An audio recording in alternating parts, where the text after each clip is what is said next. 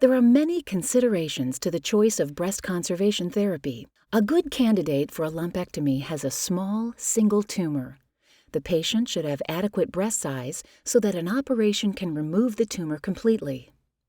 The mammogram before and after the operation should be easily read so the surgeon feels certain that the tumor is gone, that there is no other tumor in that breast, and that the opposite breast is fine. The MRI must show only one side of cancer for a woman to be a candidate for a lumpectomy. Candidates for lumpectomy should live somewhere that allows for follow-up and regular breast examinations. Also, the patient should want to keep her breast.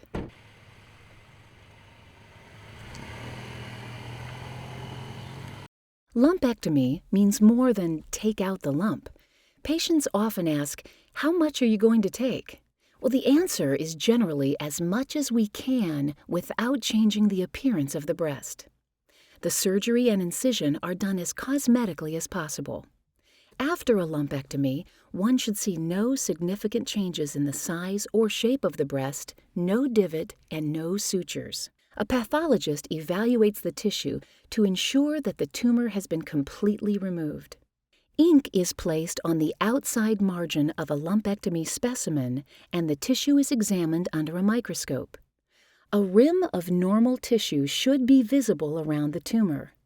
If cancer cells are touching the edge, additional surgery is needed to remove more tissue, or a mastectomy is considered.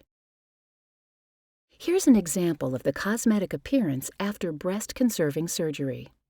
Of course, there are variations. A patient whose tumor is big compared to the size of the breast may have some asymmetry or loss of breast volume. On average, most women are satisfied with the appearance of their breast after surgery. The same time that they removed the cancer, they performed the lumpectomy. Dr. Arntz performed the lumpectomy. She took 2 lymph nodes out. In fact, that scar is just a little bit bigger than the other one. In fact, the other one's almost invisible now. After a lumpectomy, restrictions are minimal. Patients are usually tired, so they should avoid strenuous activity for a few days, follow discharge instructions, and take any medications prescribed by their doctor. Normal activities generally resume within the week. I only took 2 Tylenol.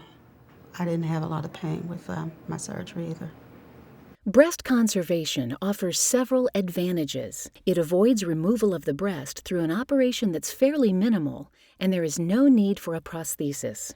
Probably the biggest factor to understand if you're considering a lumpectomy is that it comes with radiation therapy. Radiation therapy, also known as radiotherapy, is the delivery of short, regular X-ray treatments. It's used after breast-conserving surgery and sometimes after a mastectomy.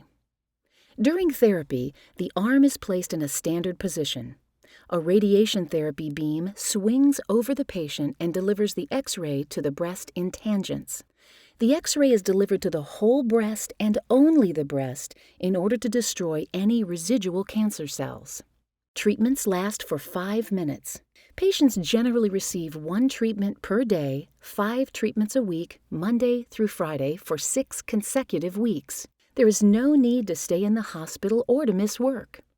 The radiation staff does their best to work around patients' daily schedules. They can arrange sessions in the morning, afternoon, or after work.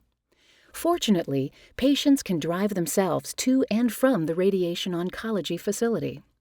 Physicians try to make referrals to facilities close to the patient's home or place of work. In some locations, mammocyte technology is available. A balloon is placed in the breast and radiation is delivered twice a day for 5 days through the balloon's catheter. Radiation therapy reduces the risk of developing a new cancer within a lumpectomy breast to the same level of risk of cancer in the other healthy breast.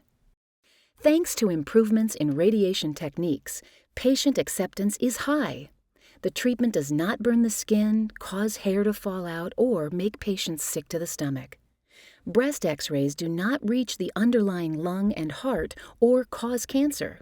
In fact, radiation therapy is one of the safest cancer treatments available. The radiation went extremely well. I got a little dark. I mean, my breast, to me, it looked sick. That was the main thing. And I was tired a little bit, but not a lot. Choosing between a lumpectomy and a mastectomy can be difficult, so it's helpful to compare the options. Remember, the cure rate for both operations is the same.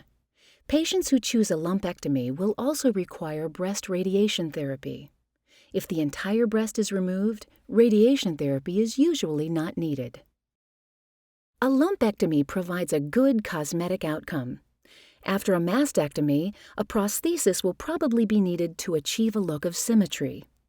Reconstructive surgery is generally not needed after a lumpectomy, but is an option for patients who have a mastectomy.